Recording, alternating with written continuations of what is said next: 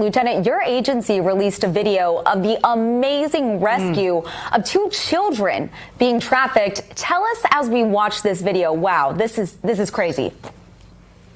You know, it is. And that's just that particular traffic stop right there by one of our troopers really shows the tremendous job that our troopers are doing every single day by working along the border and what they come into contact with. That particular video right there, a trooper stopped the vehicle, and obviously the driver, he was from Houston, Texas, a gang member.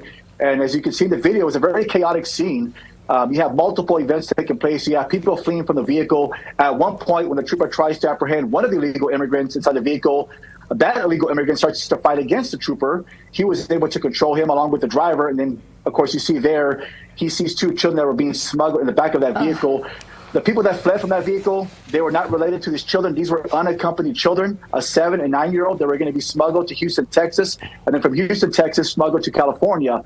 Now, it's very disturbing, and one thing that we really don't, talk too much about is the fact that when these children are being smuggled across the border, these are not your typical children that we see on videos where when they come across the river, they turn themselves in with families or to Border Patrol. These are kids that are being smuggled across the river undetected, meaning that law enforcement has no idea when they're coming across the border, and then now they're being smuggled in cars. So really we don't know what happens to these children once they're being received from these so-called sponsors or family members in these other states, but really shows the dangers and the vulnerabilities these children are having to face every single day. Our DPS troopers have rescued over 900 children in the last 2.5 years because of the border operation.